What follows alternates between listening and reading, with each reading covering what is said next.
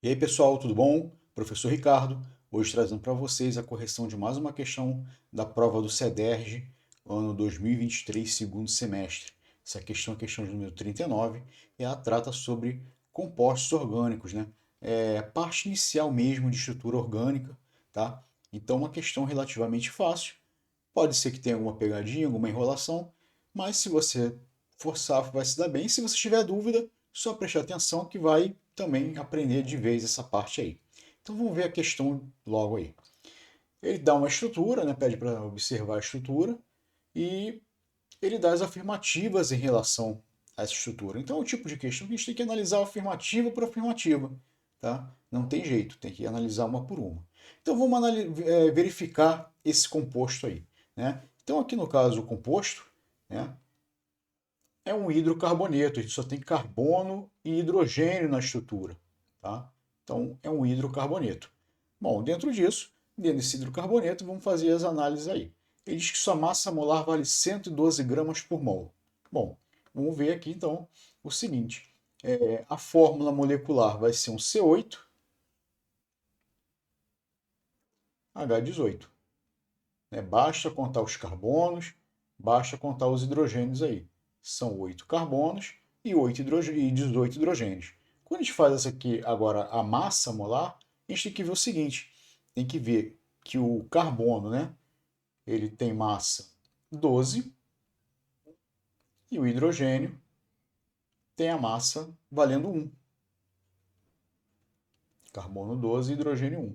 Então vai ser, para calcular essa massa, né, vai ser 12 vezes 8 com mais 18 vezes 1. 12 vezes 8 vai dar 96, com mais 18, isso aqui vai dar 114 gramas. Então a massa desse composto vale 114 gramas por mol. Tá? Então é a massa molar. Ele fala que é 112, né? Ele diz aqui que a massa dele é 112. Então não é falso. Diz que o percentual de carbono é de 85,71%. Então vamos lá, vamos calcular esse percentual de carbono. Então, percentual de carbono. A gente sabe que em 114 gramas do composto equivalem a 100% de massa. Que 114 é esse?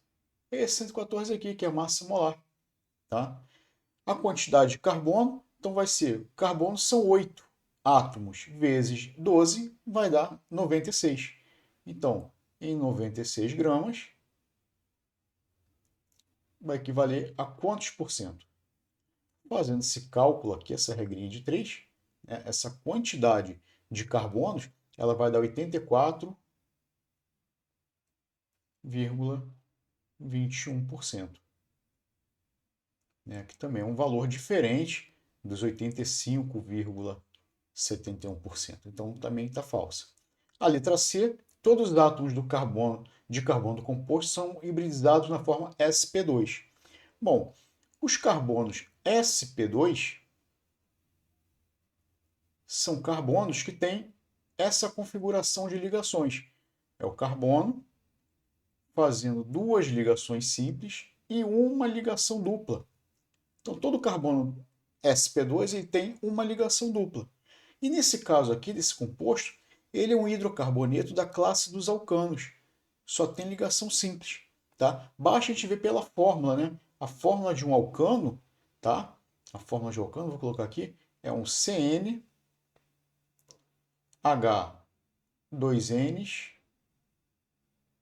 mais 2. Então, ou seja, nós temos 8 carbonos, então vai ser um C8. Como N vale 8, 2 vezes 8 dá 16, com mais 2 dá 18. C8H18, que é a nossa fórmula, a fórmula do composto. Então, esse composto é um alcano, ou seja, só tem ligações simples. Então, os carbonos do alcano vão fazer hibridização do tipo sp3. Então, a gente não tem ligação dupla, então não existe sp2. Então, claro, né, por lógica aí, a resposta é a letra D. Né? O átomo de carbono quaternário liga-se a um radical isopropil. Tá, mas que é esse carbono quaternário? Então vamos fazer o seguinte, vamos reescrever essa fórmula aqui, né, essa estrutura, na maneira estrutural. Então vamos começar com H3C, que é o primeiro lá, né?